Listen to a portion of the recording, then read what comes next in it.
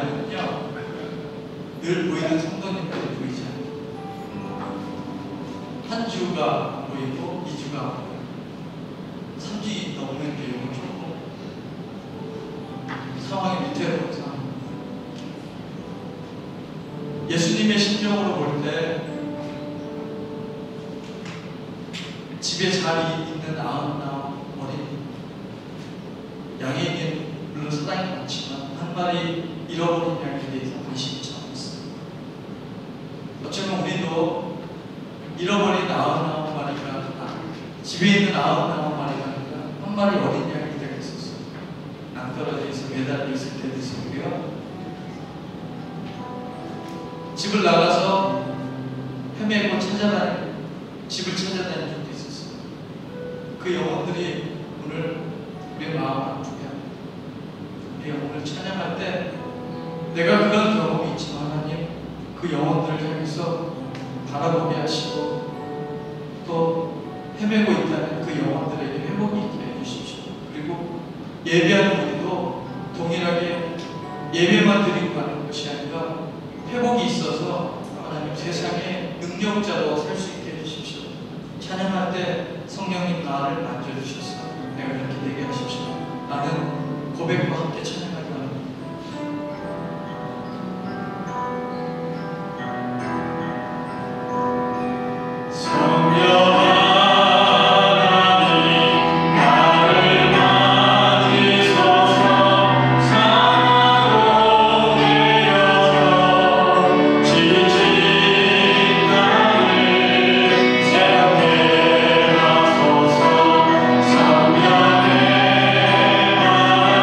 시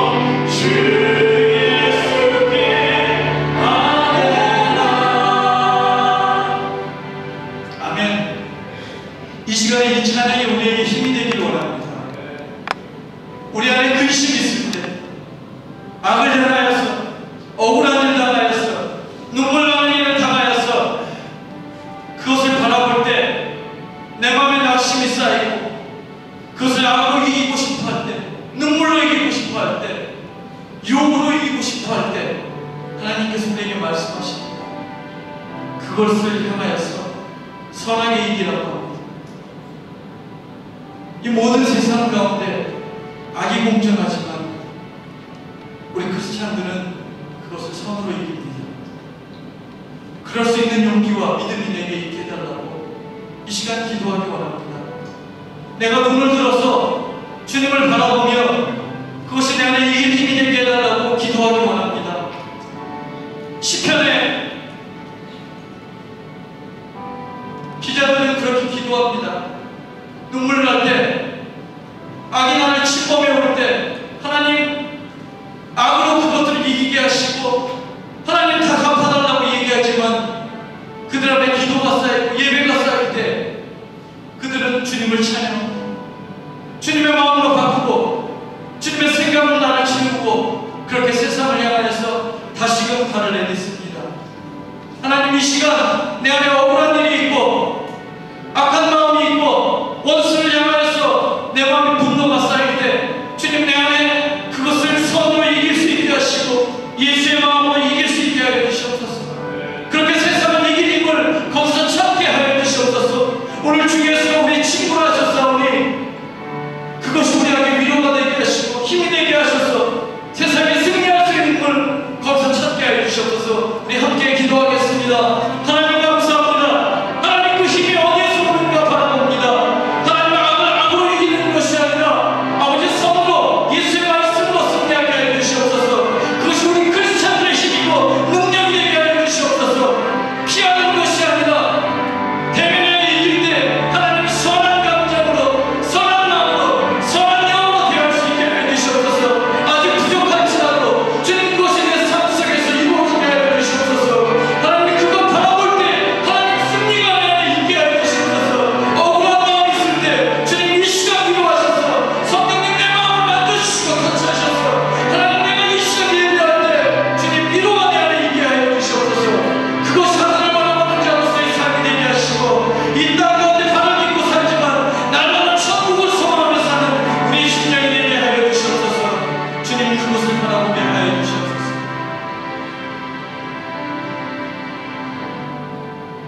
하나님 감사합니다. 눈물 나는 일, 슬픈 일, 억울한 일 너무나 많은데 주님 세상에 살면서 그것을 이길 힘을 원천을 찾지 못했습니다. 이 시간 주님 그것이 내 안에 능력이 되게 하셔서 예수 이름으로 승리할 수 있게 도와주십시오. 주님 진다면 주님 세상에 악한 것이 승리하게 됩니다. 주님 우리 모두가 분사되어서 승리할 수 있게 도와주시옵소서. 천국을 바라보는 자로서 승리할 수 있게 도와주시옵소서. 이 땅 가운데 비록 살지만 그것이 우리 안에 날마다 새하늘과 새 땅이 되어서 천국을 맛보는 저의 삶이 되게 하여 주시옵소서. 주님 이렇게 그런 마음으로 모이는 우리 성도들에게 오늘 이 시간 위로와 천국 잔치가 되게 하시고 하나님 슬픔 안에 기쁨과 화해가 넘치게 하셔서 다시금 주님과의 삶이 교제가 이루어지게 하여 주시옵소서. 오늘 불편한 마음으로 왔을지라도 주님 예배가 끝날 때 축도가 이루어질 때 주님 우리 마음 가운데 다시금 평화와 천국이 이루어지게 하여 주시옵소서. 이제 늘 사모하지만 여러 가지 환경 가운데 오지 못한 우리 성도들이 있습니다. 그들 삶의 형편을 찾아가 주셔서 위로하시고 격려하셔서 아버지 한 마리 양을 찾으시는 하나님의 마음이 그들 마음 가운데 심겨지게 하셔서 돌아올 수 있게 도와주시옵소서. 주님 악한 곳에 지배당하며 살지 않게 하시고 이 시간도 억울을 잃게 했다면 그들 가운데 찾아가 주셔서 예수 이름으로 승리할 수 있게 주님 성령님을 부어주시옵소서. 주님 우리 가운데도 동일하게 이루어지게 하시고 함께 예배하는 우리 유소년 청년부에게도 함께 하셔서 주님 저들 가운데 세상을 향하여 이길 힘을 예수 안에서 찾게 하시고 주님 세상 가운데 승리하는 것이 아버지 세상 이름으로 승리하는 것이 아니라 예수 이름으로 승리하게 하셔서 주님 세상 가운데 부끄럽게 하는 아버지 그들의 삶이 되게 하여 주시옵소서. 아직 영원히 눈이 열려서 주님 우리 마음이 열리지 않아서 주님 바라보지 못하는 자 있다면 또한 그들에게도 찾아가 주셔서 하나님의 은혜를 부어주시고 성령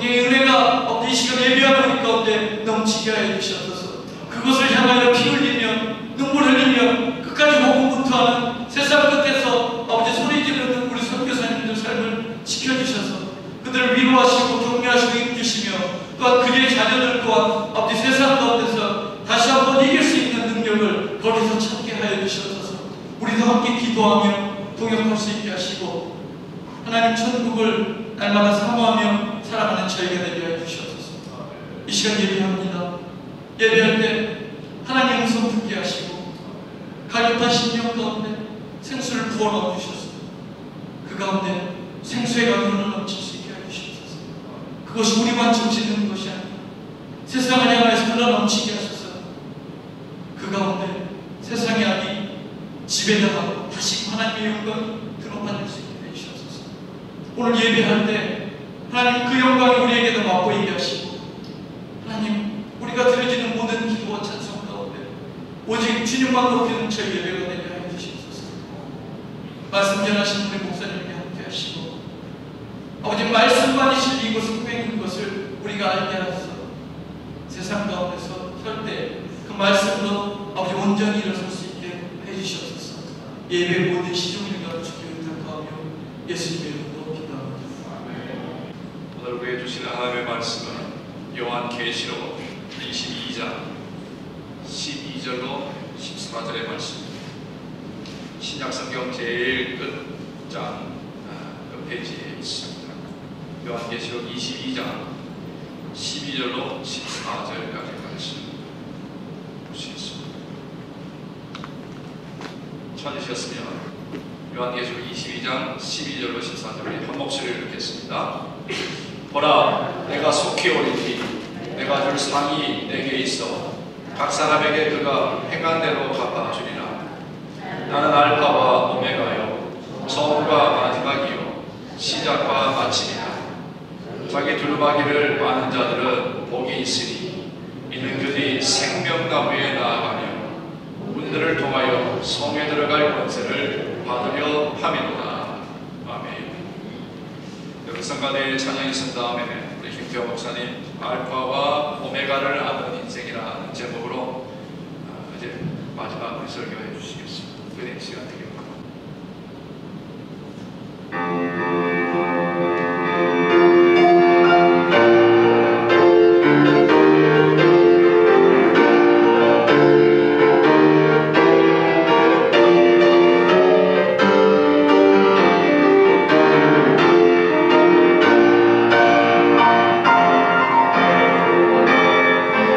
사랑을 주신 나의 예수님 높은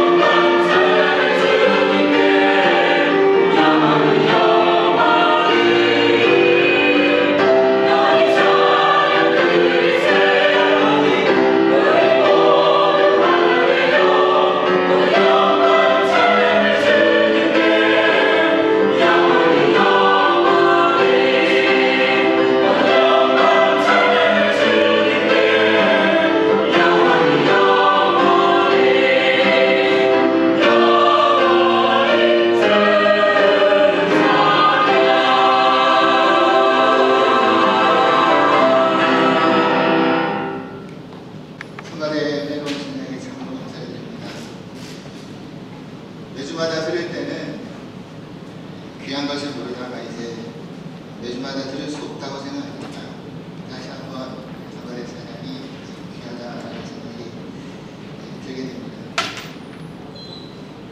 지금까지 짧은 국회 경험 가운데 자이건 가이건 간에 여러 번 많은 설교를 하게 되었습니다.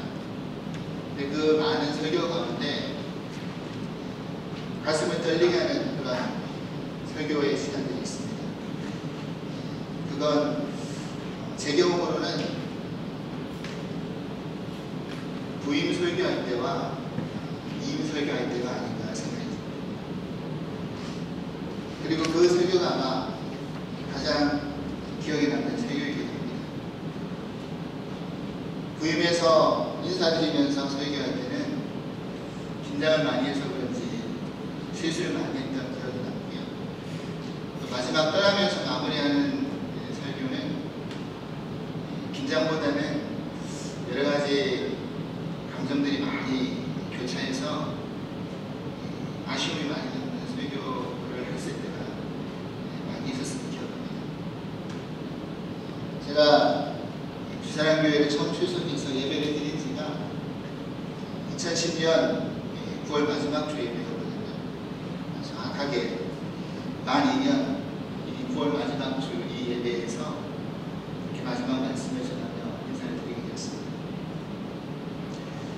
엊그제 금요 예배 때도 짧은 감회를 말씀드리면서 함께 하신 분들과 그 말씀을 나누고 감사를 드렸지만 오늘 말씀을 전하기 앞서서 한 번 더 감사를 드리고 싶습니다. 지난 주사랑의 인연은 짧다면 짧고 길다면 긴 시간이었지만 그 시간이 저에게서 목회의 가장 소중한 추억과 기억이 남는 시간이었습니다. 또 그 추억과 기억을 편입해 임하는 시간이었습니다. 저뿐만 아니라 저희 가족이 정말 분에 넘치는 사랑을 받았고 또한 축복을 받았습니다. 그래서 너무나 행복한 시간이었습니다. 그래서 너무 죄송한 것은 받은 것은 너무 많은데 제가 드린 것은 별로 없다는 그런 생각에 너무나 죄송한 마음이 들고입니다. 평소에 존경하는 목사님과 함께 목회할 수 있었던 것도 또 낯선 미국 땅에 와서 적응하기도 바쁠 때 그때마다 어려움이 생길 때마다 가족처럼 품어주시고 또 힘든 문제가 있을 때 한 마음으로 기도해 주셨던 우리 주사랑 공동체의 그 따뜻한 사랑 그 모습들을 잊지 않겠습니다. 그래서 저는 항상 어딜 가든지 미국 땅에서의 이 주사랑교회가 저의 모교회가 되는 것이고 또 첫사랑교회를 생각하면서 받은 은혜에 갚을 길은 다른 것보다는 제가 어디에 있든지 간에 주사랑교회에서 목회를 하였다는 경력과 또 주어진 사역에 최선을 다해서 열매 맺는 것 그리고 그 열매를 통해서 좋은 소식을 전해드리는 것이 아닌가라는 생각을 하게 되었습니다. 오늘 그런 의미에서 이제 마지막 설교를 전하는데 어떤 말씀을 전할까 기도하면서 묵상하면서 오늘 이 말씀의 제목을 전하게 되었습니다. 알파와 오메가를 아는 인생이라는 말씀입니다.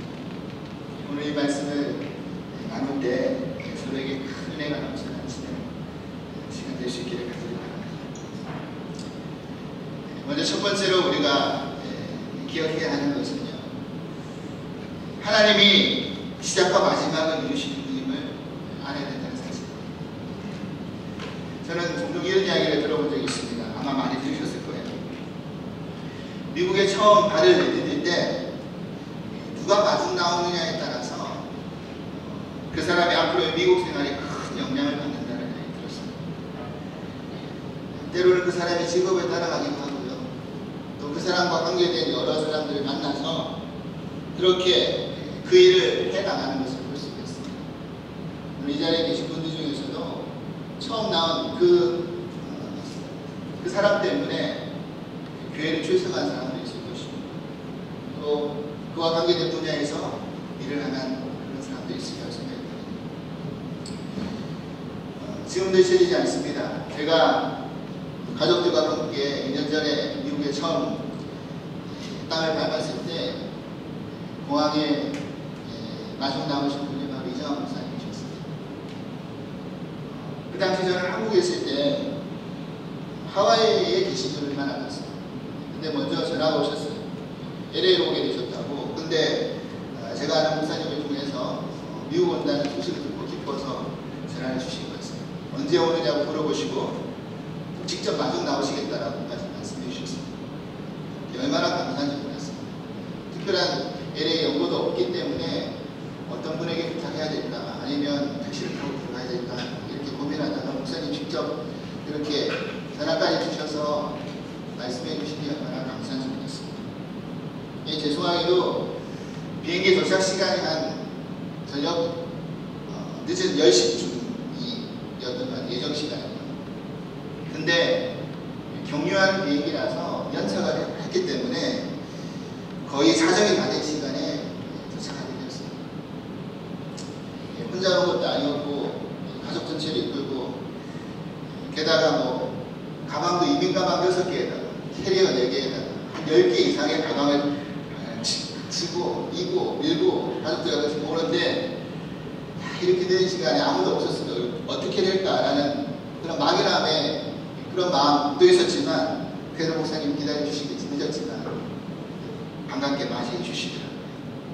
다음날 새벽 기도가 있음에도 불구하고 늦은 시간에 기다리셨다가 짐을 실으시고 기숙사까지 태워주시고 마지막 떠나시면서 축복 기도를 해주셨는데 그 뒷모습을 잊을 수가 없습니다.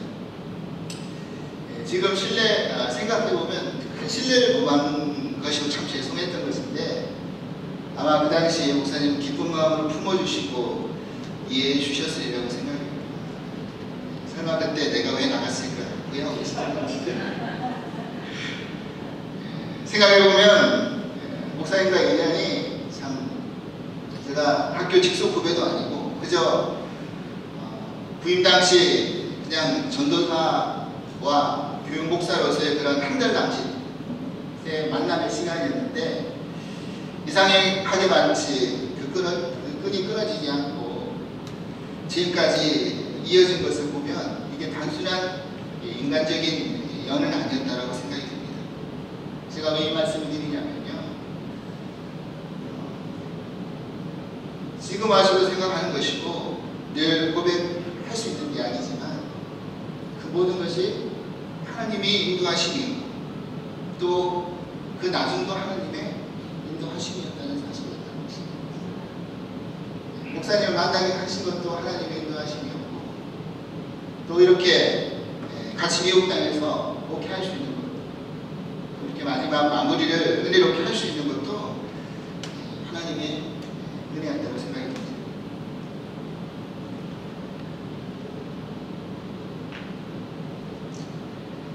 한국에서 한 달 남짓의 만남 속에서 헤어질 때 언젠가는 다시 만나서 목회할 날이 있지 않겠느냐 그러면서 그때 꼭 같이 목회하자라고 목사님이 그렇게 말씀하신 것이 실현이 돼가지고 이 미국 땅에서 같이 목회하면서 목사님 귀한 것을 또 배울 수가 있었습니다.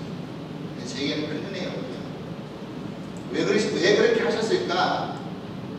이게 하나님이 계획이셨고 섭리였다는 것이 다시 한번 느껴지는 것입니다. 그리고 광림교회라는 한국에 있을 때 큰 교회 속에서만 목회했기 때문에 따뜻한 그런 가족 같은 정을 느끼지 못하면서 목회할 때가 참 많았는데 우리 주사람 공동체를 만나면서 정말 가족 같은 정이 무엇인지 그 따뜻함이 무엇인지를 다시 한번 느끼면서 때로는 목회 가운데서도 치유가 되었고요. 우리 가족들에게도 심리적으로 너무 안정된 그런 2년간의 행복한 시간이었음을 고백합니다.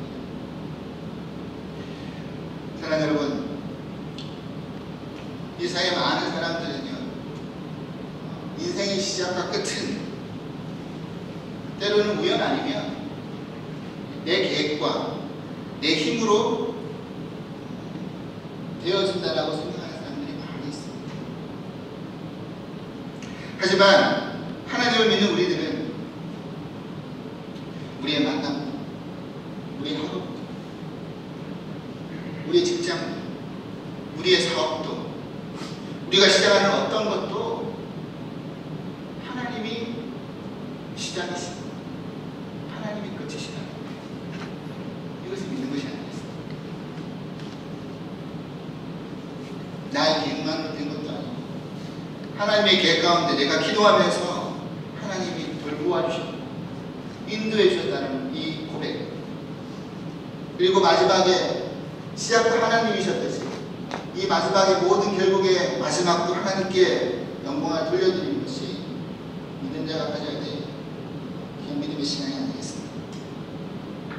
그렇기 때문에 하나님은 알파와 오메가이시고 처음과 마지막이시고 시작과 마침이시라는 것입니다.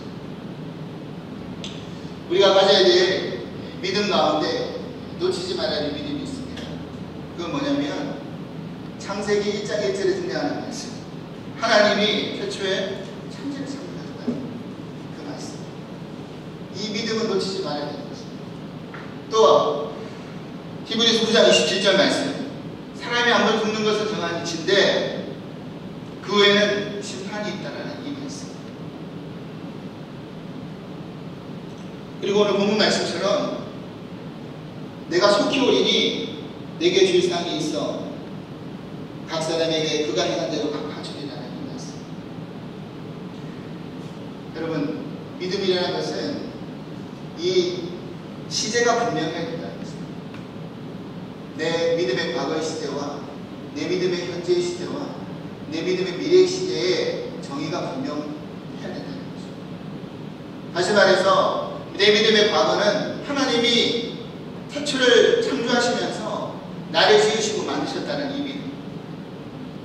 내 믿음의 이 현재는 하나님이 나와 함께 하실 것이고 나와 함께 하실 뿐만 아니라 언제인지 모르지만 주님이 다시 오셔서 내 현재에 주님 만날 수 있을 것이라는 그 기대. 그리고 믿음의 미래는 결국 인생의 마지막에 우리는 하나님 앞에 설 것이고 그 하나님이 우리가 살아왔던 결과물에 대한 것을 물어보실 것이고 그리고 그에 대한 상급을 허락하시면서 때로는 영생의 길로 때로는 영벌의 길로 그렇게 인도하실 것이다. 이 믿음의 시제가 분명해야 된다는 것입니다. 여기에 흔들림이 없어야 된다는 것입니다. 이것은 보아서 믿는 믿음이 아니라는 것입니다. 그러나 여러분, 이 세상에 어떤 사람이 태초에 하나님이 천지를 창조한 것을 본 사람이 있습니다. 이 세상에 어떤 사람이 내가 부모님 뱃속에서 태어나서 부모님 뱃속의 환경을 기억하고 있는 사람이 있습니다. 마찬가지로 이 세상에 어떤 사람이 죽음 이후에 하나님을 다시 만날 것이라는 것을 본 사람이 있습니다. 살아있기 때문에 죽은 다음에 그 모습을 본 사람은 아무도 없다는 것입니다. 근데 이것은 보아서 믿는 것이 아니고 받아들이는 거라는 것입니다. 죽음 가장 큰 선물이라는 책을 쓴 헨리 나우엔이요, 자신의 책에서 이런 이야기를 한 적이 있습니다. 어머니의 자궁 안에서 대화하는 일란성 쌍둥이 이야기인데 그렇게 이야기합니다. 그 내용, 책의 내용이 이런 이야기가 있습니다. 최근에 한 친구가 어머니의 자궁 안에서 대화하는 일란성 쌍둥이 이야기를 들려주었습니다. 여동생이, 그 쌍둥이 이야기, 여동생이 오빠에게 말했습니다. 오빠, 나 말이지, 태어난 후에도 삶이 있다고 믿어. 오빠는 격렬하게 말했습니다. 절대 그렇지 않아. 여기가 전부라니까. 여기는 어두워도 따뜻하지. 또 우리를 먹여주고 살려주는 탯줄만 잘 붙들고 있으면 딴 일을 할 필요가 없다. 여동생이 굽히지 않았습니다. 이 캄캄한 곳보다 더 좋은 곳이 있을 거예요. 어디가 다른 건 말이에요. 마음껏 움직일 수 있고 환한빛이 비추는 곳이 반드시 있을 거예요. 그렇지만 여동생은 쌍둥이 오빠를 설득할 수가 없었어요. 잠시 침묵이 흐른 뒤에 여동생이 재빠르게 말했습니다. 오빠 말해줄 게 또 있어. 오빠는 안 믿겠지만 말이야, 난 엄마가 있다고 생각해. 쌍둥이 오빠는 화를 벌어내면서 엄마라고? 그 무슨 뚱땅지 같은 소리야. 난 엄마를 한 번도 본 적이 없어. 너도 그렇고. 어떤 놈이 그런 생각을 자꾸 불어넣는 거야. 내가 말했잖아. 여기가 전부라니까.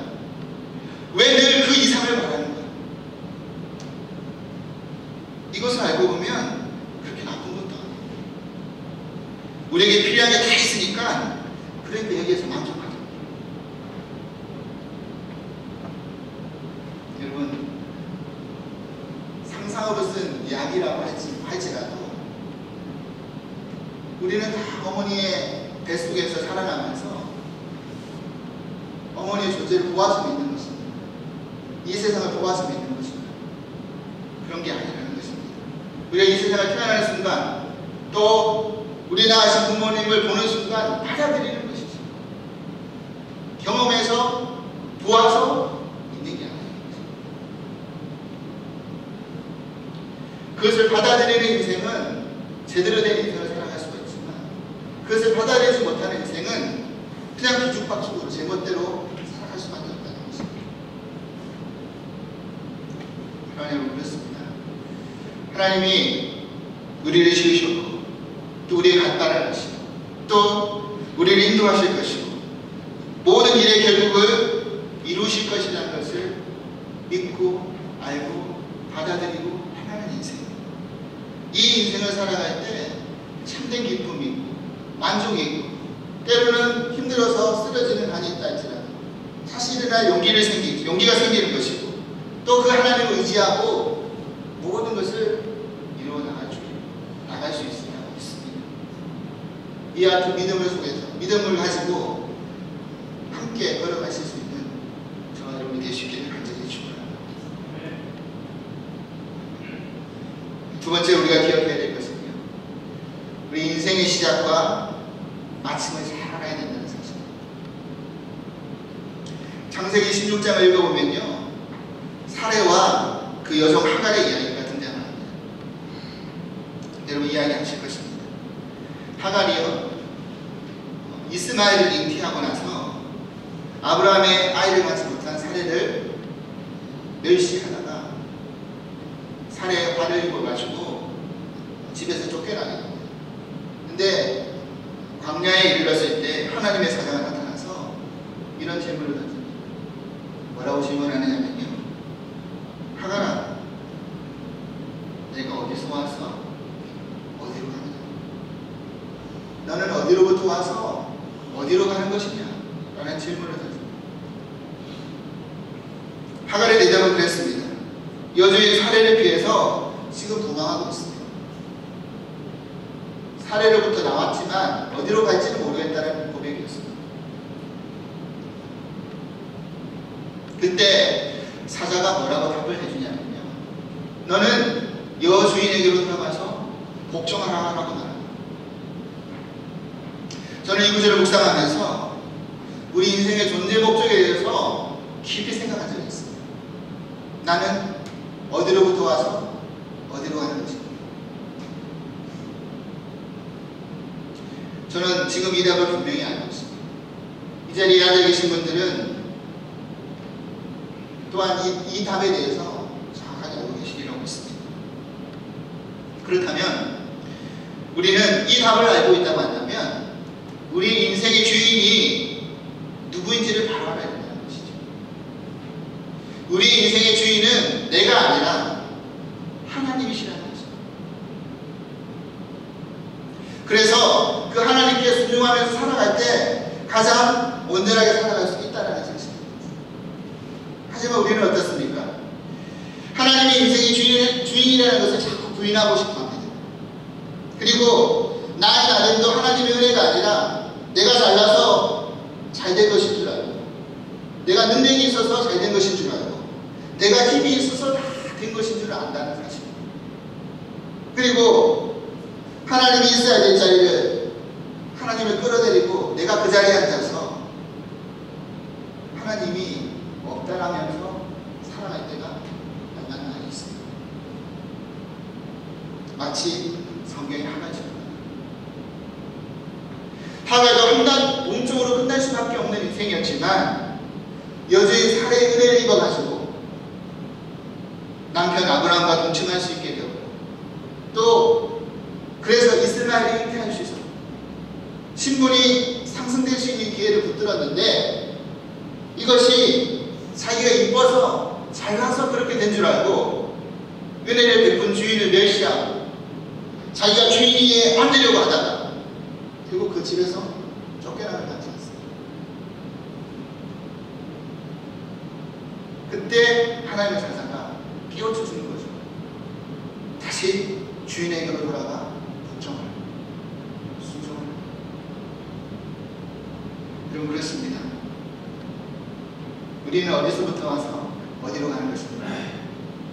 이 질문이 늘 스스로에게 던져야 될 질문이라는 거죠. 만약 그렇지 않으면 우리는 늘 본능을 쫓아가며 살아갈 수밖에 없다는 사실입니다. 인간의 삶의 탄생과 죽음에는 두 가지 큰 사건에 의해 둘러싸인 채 살게 된다고 합니다. 인간은 태어나자마자 기적에 의해서 둘러싸이고요. 죽음 이후에는 수위를 잊고 세상을 떠나게 되었습니다. 기저귀가 수위라고 하는 이 엄숙한 운명으로부터 벗어날 수 있는 인간은 아무도 없습니다. 그런데 오늘날 우리의 문화적 모든 분위기는 기저귀에 의해서 수도되고 있다는 것이죠. 우리가 입어야 될 수위는 상실한 채 오직 섭취하고 배설하는데 거기에 집중하는 기저귀 문화라고 어느 사회학자가 이야기합니다. 어느 것을 둘러보아도 먹고 마시고 배설하는 삶이 전부인 줄 알고 그 삶의 모든 것을 주류로 이끌어가고 있다는 것입니다. 그 욕망의 순환 속에서 그 욕망을 채워가면서 그런 기적인 문화 속에서 살아가는 게 우리의 인생의 모습이더라는 거예요.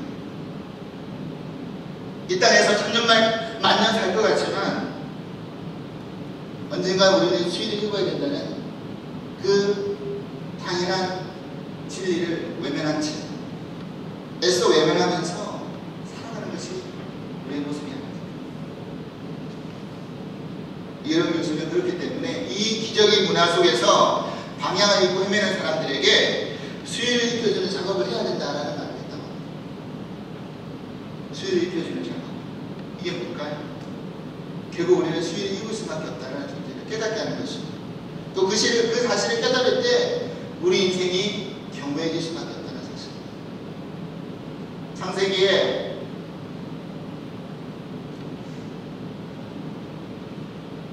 아담과 하와가 아벨을 잃고 다시 낳은 아들이 셋이었는데 그 셋의 아들이 에노스였지 않습니까? 에노스가 낳고 비로소 사람들이 하나님의 이름을 불렀다라고 기록되어 있습니다. 어느 책에 보니까 이 에노스라는 뜻은 죽을 수밖에 없는 존재라는 뜻입니다. 인간은 죽을 수밖에 없는 존재를 깨닫는 그 순간부터 하나님의 이름을 부를 수밖에 없다는 것이죠. 여러분 지금 인터넷상에서 또 지금 문화 속에서 굉장히 히트를 치고 있는 게 하나가 있죠. 여러분 잘 아실 것입니다. 싸이의 강남스타일이라는 그 노래를 아마 들어보신 적이 있으실 거예요. 유튜브에서 최단기간 3억 뷰를 돌파해요. 한국 문화의 위상을 크게 격상시킨, 그렇기 때문에 높이 평가할 만한 일이기도 합니다. 하지만 이 외국 사람들은요, 이 노래를 들으면서 이 가사를 알고 듣는 게 아니고요, 그냥 그 멜로디가 좋아서 또 그 비디오에 나오는 그 웃음 코드가 너무나 좋아서 흥겨워서 따라하는, 춤을 따라하는, 그래서 열광하는 그런 가족입니다. 하지만 우리는 한국 사람이기 때문에 이 가사가 귀에 들어오잖아요. 물론 어르신들은 너무 빨리 지나가기 때문에 들어도 무슨 상관인지 모르고 지나갈 때가 많이 있지만 젊은 사람들은 이 귀에 들어옵니다. 그런데 이 가사 중에 여러분 이런 가사가 있습니다. 노래 가운데요. 지금부터 갈 때까지 가볼까 하는 가사가 있죠. 이것이 현재 한국에서 제일 잘 나간다는 강남, 잘 나간다는 사람들이 모인 강남에서 또 그 한국의 문화를 대표적으로 상징하는 그런 가사의 내용이라는 것이죠. 즉 다시 말해서 외모하고 스타일을 중시하는 문화, 본능과 쾌락을 중시하는 문화, 그런 문화라는 거죠. 잘 나가는 문화. 여러분, 우리가 놀다가 갈 때까지 가보면 그 끝에 뭐가 있습니까? 그 끝에는 허무밖에 없다는 거예요. 우리 인생이 갈 때까지 가보면 뭐가 기다리고 있습니까? 수위를 입을 수밖에 없다. 그 수위가 아무리 비싼들, 그 수위가 어떤 보석으로 치장한들 죽은 이에게 무슨 소용이 있습니까? 오히려 남은 상자들에게 위안이 될 겁니다. 지금의 세상을 떠난 애플의 CEO 스티브 잡스가 2005년 스탠포드 졸업식에서 연설했다. 제가 언젠가 한번 금요초장 예배 때 이 영상을 한번 보여드린 적이 있습니다. 그 스티븐 잡스가 그 스탠포드 대학에서 했던 유명한 말이 있습니다.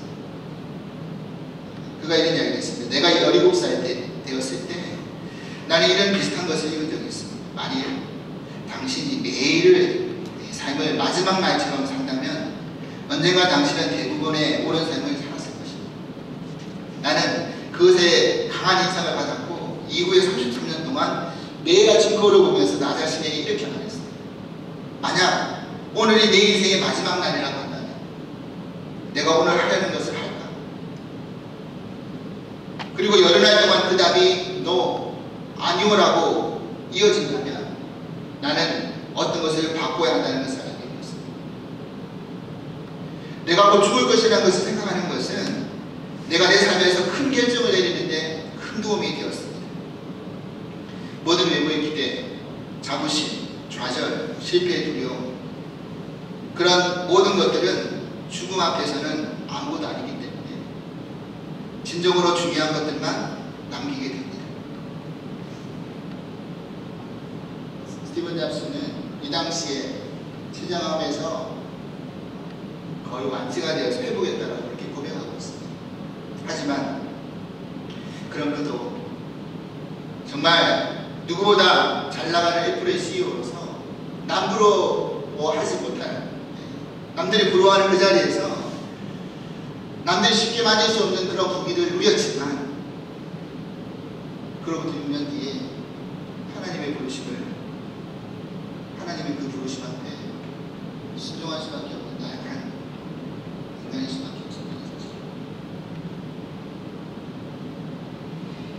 사랑하는 여러분, 우리 인생의 시작과 마침이 무엇인지를 분명히 알아야 합니다.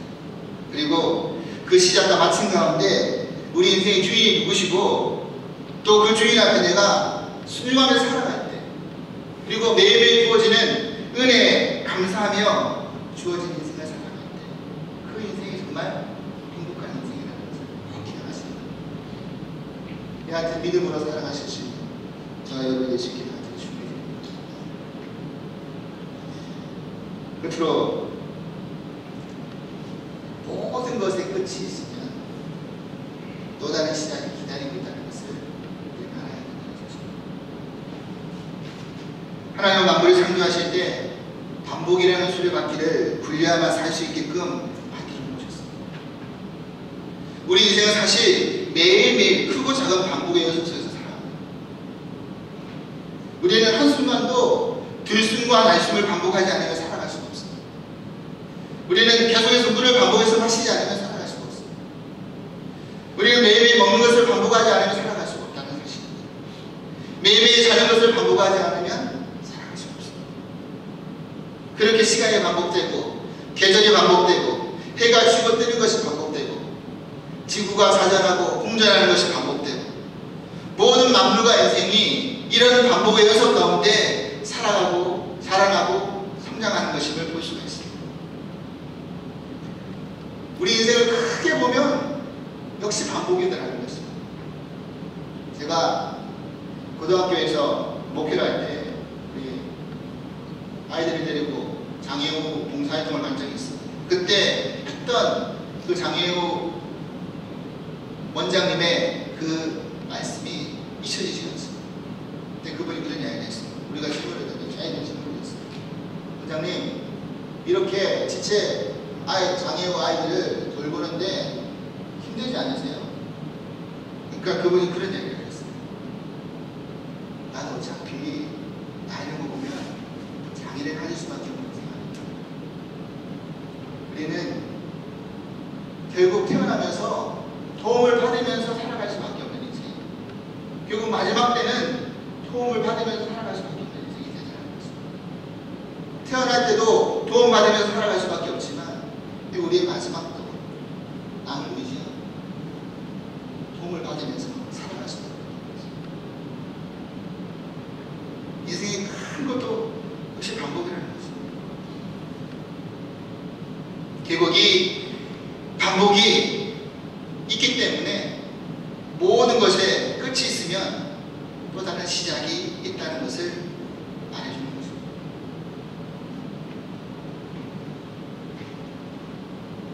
결국 그 시작과 끝은 그 반복의 완성이 어떤 것이냐에 따라서 달려있다는 사실입니다. 우리는 이 반복의 연속 속에서 무엇을 반복하느냐가 중요하다는 사실입니다. 반복에는 선순환이 있고 악순환이 있습니다. 쉽게 말해서 내가 좋은 것을 계속 반복하면 좋은 결과를 낳는 것이지만 내가 나쁜 것을 자꾸 반복하면 나쁜 결과를 낳게 된다는 사실. 이것도 하나님이 우리 인생 가운데 만들어 놓은 진리 가운데. 반복에는 장점이 있는데 반복이 거듭되면 익숙함을 낳고 익숙하면 그 분야의 달인이 되어지는 것을 볼 수 있습니다. 그리고 숙련되니까 자신감도 생기는 것을 반복이 거듭되다 보면. 하지만 반복의 단점도 있습니다. 계속 반복하다 보면 똑같은 것이기 때문에 지루해지고 또 지루하시다 보면 소홀함을 가질 수가 있다는 것입니다. 하지만 이 반복 가운데 반복의 목적과 반복의 목표를 분명히 우리가 알고 간다고 한다면 지루함도 소홀함도 넘어질 수가 있다는 것입니다. 여러분, 우리 신앙도 마찬가지 아닙니까? 신앙에 있어서 반복도 너무나 중요해요. 기도하고 찬양하고 말씀 듣고 예배드리는 것. 때로는 이것이 너무나 계속 반복되다 보니 지루할 수도 있고 소홀해질 수도 있습니다. 근데 그 신앙에는 목표가 없고 목적이 상실됐기 때문에 지루하고 소홀해지는 것입니다. 내가 신앙하면서 무슨 목표를 가지고 어떤 목적을 가지고 신앙하는가? 왜 이 반복을 계속해야 되는가? 이것을 놓치는 순간 우리는 그 반복에서 정지할 수밖에 없고 더 이상 성장으로 나아갈 수가 없다는 사실입니다. 그 목적이 분명한 것을 발견하고 깨닫는다고 한다면 그 반복에 지루에 만나지 마시고 감사하시면서 우리의 성수 위로 나갈 수 있는 그런 반복의 연속이 되시기를 간절히 이런 이야기를 들어본 적이 있습니다. 아마 들어보신 적이 있으실 겁니다. 어느 날 당신에게 전화가 걸렸습니다. 전화를 건 사람은 내가 거래하는 은행의 창구 직원이었습니다. 누군가 당신을 아끼는 사람이 매일 아침 당신의 계좌에다가 86,400원을 입금해 주라고 하였습니다. 이 돈은 아무런 대가 없이 당신에게 주어지는 돈입니다. 하는데 하지만 이 돈에는 한 가지 단서가 있습니다. 그 단서란 당신이 그 돈을 하루 동안만 다 사용해야 된다는 것입니다. 쌓아두고 모아두는 것이 없다는 것입니다. 만약 그것을 사용하지 않으면 그 돈은 그냥 없어지게 됩니다. 그래서 당신은 행복한 꿈에는 빠질 것입니다. 이 공돈을 어디에다 쓰지? 물론 이것은 사실이 아닙니다. 우리는 이런 상상을 우리 현재의 순간으로 돌려봅니다.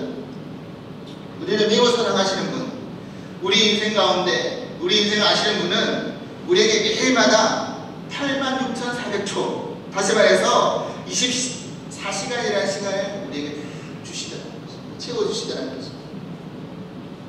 그런데 이 시간을 바로 사용하지 않으면 그 시간은 결국 아무런 것으로 남아지지도 않고 사라질 것이라는 것입니다. 이 시간의 빛을 어떻게 반복하느냐에 따라서, 어떻게 사용하느냐에 따라서 우리 미래의 운명이 바뀌어진다는 것이죠. 바로 반복되는 시간의 소중함을 알려드리는 이야기인 것이죠.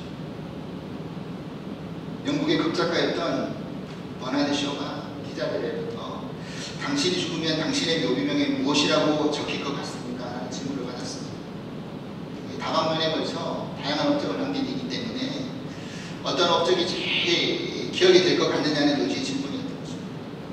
근데 그때 버나드 쇼가 뭐라고 답변을 했느냐고 하면 아마 이렇게 쓰여지겠죠. 우문춤을 하다가 내 이렇게 될 줄 알았다. 묘비명에 그렇게 쓰여질 거라고 그렇게 이야기하더라는 것입니다. 했다는 것입니다. 어느 해안가가 이런 이야기를 했습니다. 대부분의 사람들은 별 생각 없이 느슨하게 살아가는 것을 다음과 같이 이야기합니다. 대부분의 사람들의 묘비명에는 다음과 같이 쓰여 있을 것입니다. 사망 30세, 실제로 땅에 묻히기를 70세. 무슨 말인지 알겠습니다. 이미 의미 없는 시간을 보내다 보면 이미 죽은 인생이라는 거죠. 이미 30세 죽었지만 실제로 땅에 묻히는 것은 70세. 한때 유엔 사무총장을 지냈던 하마슈드라는 사람의 아버지가 그 자신이 어릴 때 이런 이야기를 해줬다고 합니다. 얘야, 내가 이 세상에 태어날 때는 너는 울었지만 우리 모두는 기뻐서 웃었단다. 이제 내가 세상을 떠날 때는 너는 울지 마라. 너를 아끼는 너라는 모든 사람은 울도록 인생을 만들어가는 거야. 저는 하마슈드가 어떻게 태어나서 웃으면서 그렇게 인생을 시작했는지는 모르지만 마지막 비행기 사고로 죽을 때는 모든 사람들이 애도하며 슬퍼했다는 것을 잘 알고 있습니다. 우리는 이렇게 가정 가운데 오는 이 반복의 소중함을 기억해야 된다는 것입니다. 그리고 그 끝을 마무리하면서 새로운 시작을 위해서는 중요한 사실이 하나 있습니다. 새로운 시작을 위해서는 성경에서 뭐라고 기록하고 있냐면 바로 회개하고 화해를 잘 하라고 얘기합니다. 오늘 성경에 기록하고 있죠. 14절 말씀에 두루마기를 빠는 자들은 복이 있다. 그가 생명나무에 나갈 권세를 얻는다. 두루마기를 빤다는 것이 뭡니까? 내 인생을 잘 청산하고 해결하는 이야기입니다. 새로운 출발을 위해서는 반드시 과거의 잘못을 회개하고 청산하는 것이 필요하다는 것입니다. 그래서 예수님은 너희가 내 안에 있으면 새로운 피조물이 된다는 것입니다. 과거의 것은 다 청산되었기 때문에 우리가 잘못된 길을 반복하며 걸을 수가 있습니다. 하지만 가장 큰 잘못은 돌이키지 않는 것이 잘못이라는 것이죠. 우리는 아낌을 범했기 때문에 멸망하는 것이 아니라 우리가 망하는 이유는 악행을 뉘치지 않기 때문이라는 것입니다. 하나님을 향해서 돌이킬 때 누구든지 영원한 생명과 새로운 삶을 선물로 받을 수 있다라고 성경이 기록하고 있습니다. 사도행전 3장 19절 말씀입니다. 너희는 회개하고 돌이켜 너희 죄 없이 함을 받으라. 이와 같이 하면 유쾌하게 하는 날이 주 앞으로부터 이를 것입니다. 여러분, 또한 새로운 시작을 위해서는 화해를 생각해야 된다는 것입니다. 인생을 마무리 짓고 새로운 출발할 때 내가 용서를 구해야 될 것과 또 용서를 베풀어야 될 것, 이것을 잘 할 때만이 과거에 맺히지 않고 붙들리지 않고 새로운 출발을 할 수 있다는 것입니다. 사랑하는 주 사랑하는 여러분, 저는 이제는 짧다면 짧고 길다면 이 주 사랑의 사역을 오늘 마무리 짓습니다. 저에게 위시교회라는 새로운 사역지가 또 기다리고 있습니다. 하지만 돌이켜보면 새로운 사역을 하기에 앞서서 열심히 한다고는 했지만 부족함도 많았습니다. 그리고 하나님 앞에 회개할 일도 많았음에도 합니다. 저로 인해 혹시나 마음이 상하시고 좋지 않은 기억이 계신 분이 있다고 한다면 이 자리에 일어서 용서를 구합니다.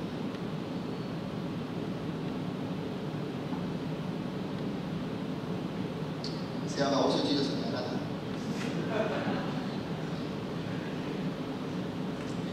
부디 안 좋았던 그런 점보다는 좋았던 점들을 더 많이 기억해 주시고 또 저에게서 부족한 점이 고쳐져서 다음 사역지에서 하나님의 사명을 잘 감당할 수 있도록 그렇게 기도합니다. 또 저 또한 우리 두 사람 가족과 함께했던 그 좋은 기억만을 가지고 가셨습니다. 늘 마음을 품으며 기도하겠습니다. 모든 것의 끝이 있지만 끝이 아니라 새로운 시작이 기다리고 있다는 것을 우리가 잘 알고 있습니다. 우리 인생이 항상 언제 어디서 이렇게 그 끝을 잘 마무리지고 또 멋지게 새로운 시작의 출발을 펼쳐나갈 수 있는 그래서 하나님 앞에 섰을 때 잘했다, 착하고 충성된 종이라고 칭찬받을 수 있는 저와 여러분들이 되시기를 주님을 받을 축복합니다. 끝으로 어느 시인의 적은 시 한 편을 읽어드리고 제가 기도 마치도록 하겠습니다. 제목이 주님 안에 모든 것이 있습니다. 주님 안에 모든 것이 있습니다. 주님 안에 은혜가 있고 주님 안에 길이 있고 주님 안에 사랑이 있습니다. 마찬가지로 주님 안에 죽음도 있음을 믿습니다. 주님 안에 은혜로 내게 주어진 시간과 사건이 참 의미를 회복합니다. 주님 안에 길에서 소중한 만남들과 규칙을 따라 목적지에 이릅니다. 주님 안에 사랑 안에서 오래 참음과 감사함의 비밀을 얻습니다. 인생의 은혜, 그 길과 사랑이 다할 때 주님 안에 죽음, 그 안에 마지막이 아닌 영원한 생명의 시작이 있습니다. 기도하겠습니다.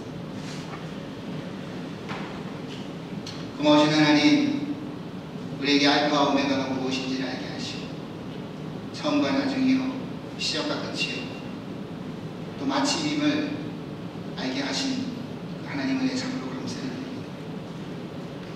하나님, 우리의 모든 시작을 정하실 뿐만 아니라 또 마무리를 이루실 분이신 것을 고백하고 또 내 인생에서 누가 주인이신지를 깨달아 알므로 말미암아 그 주인 앞에 순종하며 나에게 주어진 그 24시간이라는 시간을 아름답게 소용할 수 있도록 주님이 도와여 주시옵소서.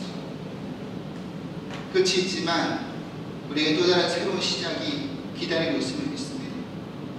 오늘 저는 두사랑에서 마지막 마무리를 짓는 이 시간을 갖지만 남아있는 우리 두사랑 교우들 하나님의 사랑 가운데 아름다운 반복의 선순환을 하심으로 말미암아 신앙이 더욱 성숙되고 또 이 교회가 하나님 앞에 칭찬받고 부응할 수 있는 믿음의 재단 될 수 있도록 축복하여 주시옵소서. 저 또한 새로운 시작 안에서 부족한 것들을 고쳐나가며 또 믿음의 사명들을 잘 감당해 나가며 하나님의 은혜를 더입어 충성된 종으로서 사명 감당하며 좋은 소식을 전하며 나눌 수 있는 그런 귀한 믿음의 관계가 될 수 있도록 인도하여 주시옵소서. 하나님의 돌보심과 은혜가 충만할 수 있기를 늘 함께 할 수 있기를 우리의 과거와 현재와 미래 가운데 늘 하나님이 함께 하심을 믿고 또 받아들이고 행함으로 말미암아 귀한 열매를 맺기를 소망하며 감사를 드리오며 예수 그리스도의 이름으로 간절히 기도합니다. 아멘.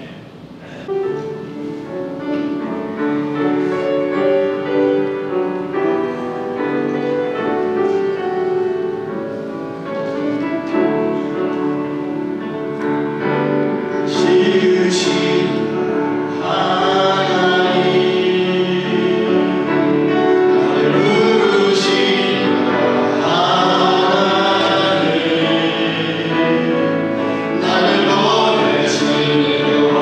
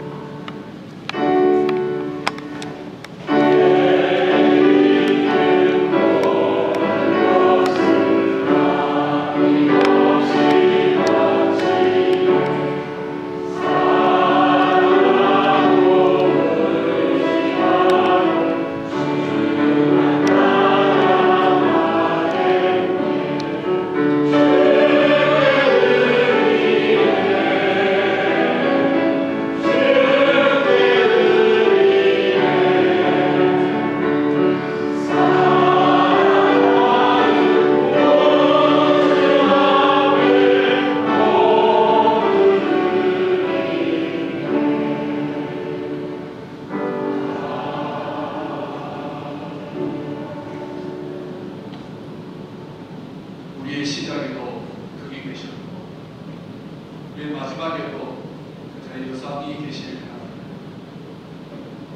지난 2년의 시간에 우리와 함께하였던 그 시간 시작과 마지막에 있는 이 시간에도 여전히 하나님은 우리의 하나님이시며 우리의 만남이 이어짐이 있을지라도 믿는 그 하나님 나라 안에서 우리 모두가 형제임을 다시 한번 알게 하시니 감사합니다. 우리를 지으신 분이 하나님이시고 지금도 우리와 함께 동행하시는 분이 하나님이시며 영생 가운데 우리를 인도하실 그 하나님을 소망하는 우리의 공동체가 사랑으로 연합되어지며 성김으로 더욱 자라갈 수 있습니다. 사랑 가운데 풍성한 열매가 있어 우리의 삶의 아름다운 기쁨이 되게 하옵소서. 오늘도 허락하신 삶의 열매들을 구원하여 하나님 것으로 드렸사오니 감사하십니다.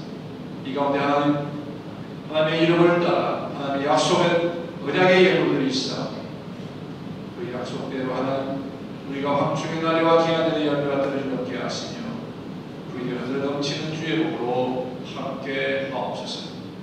특별히 우리에게 생명 주심을 감사하며 또 우리에게 삶을 허락하신 하나님 그 하나님과 함께하기를 기대하며 소망하는 아름다운 마음들을 담은 귀한 예물이오니 축복하여 주시옵시고 우리 가운데 늘 쓰고도 남음이 있는 은총의 삶을 이루게 하옵소서. 축복하며 예수님의 이름으로 기도하옵나이다. 여호와는 내게 복을 주시고 너를 지키시기를 원하며 여호와는 그의 얼굴을 내게 비추사 은혜 베푸시기를 원하며 여호와는 그 얼굴을 내게로 향하여 드사 평강 주시기를 원하노라. 복의 복을 더하시며 은혜로 우리와 함께 춤추시며 기뻐하시며 우리의 평강으로 우리의 삶을 풍요롭게 하시는 성부, 성자, 성령 삼위일체 하나님의 은총과 사랑하심과 역사하심 2년의 시간을 아름다운 추억과 흔적으로 남기며 또 다른 하나님의 부르심을 향하여 달려나가는 우리 김태호 목사님, 이미연 사모님, 김건남, 김건영 그들의 가정과 그들의 사역 터전과 사역 위에 그리고 오늘 함께 예배하며 하나님 앞에 신령과 진정으로 제사하는 우리 두 사람 가족들과 함께하지는 못할지라도 이 자리를 기억하고 있을 우리의 모든 성도들과 그들의 삶의 자리에 늘 함께하여 주시기를 간절히 축원하옵나이다. 아멘.